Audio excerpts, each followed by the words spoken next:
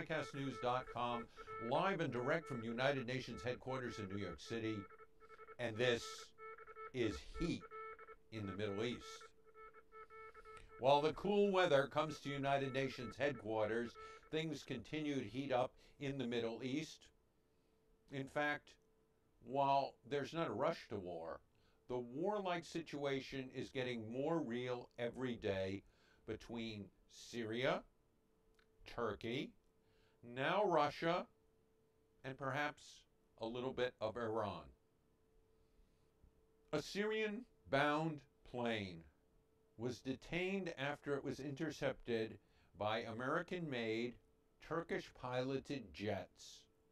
The Russian-originated flight was forced down, the plane examined. Kommersant publications in Moscow reported that uncovered on the plane were at least 12 boxes said to contain radar parts. These, Turks, without specifying, are declaring war material. War material is banned from civilian flights.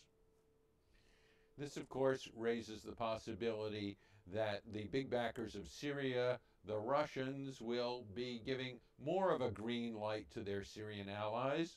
This, in a week that saw the shelling of the Turkish border cease, at least temporarily, with a warning from the Turkish Prime Minister Erdogan that any more shelling, any mortars, rockets, bombs, artillery shells, bullets, or even spitballs flying across the border would bring massive, or at least meaningful, retaliation.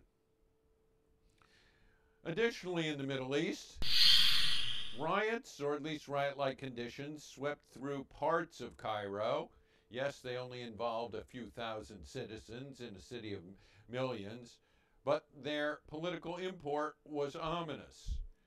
People who were more liberal than the new government, dominated by the Muslim Brotherhood, were protesting some of the statements made by Mr. Morsi, the leader of the new government, and their sound stage was destroyed by backers of the Muslim government, the Muslim Brotherhood government, and there were dozens injured.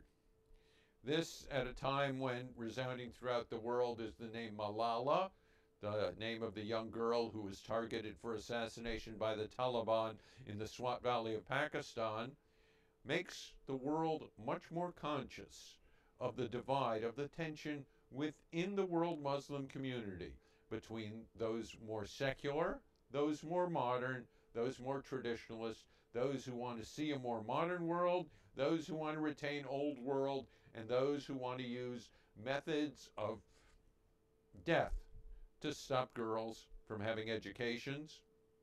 The Taliban, having targeted Malala for assassination, has now said that the girl in a secure hospital in Rawalpindi will be targeted again for death, or perhaps her father will be targeted for death and destruction too. Finally, one of the leading newspapers in Israel has leaked the story that in 2010 there were secret negotiations for Israeli withdrawal from the Golan Heights, the strategic plateau occupied for dozens of years, decades, by the Israelis that borders Syria, Syrian territory taken over.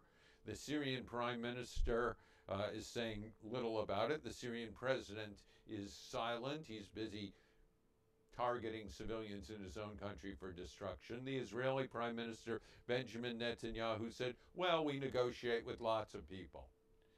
The Arab Spring at least claimed one casualty. If this report is to be believed, the possibility of a negotiated withdrawal that might lead to recognition and peace in the Middle East went away with the Arab awakening and the Arab Spring, and we do not anticipate any movement towards peace or negotiations that will lead to peace between the Israelis and their neighbors until after the elections that have been called for the Israeli Knesset, which will take place sometime early next year.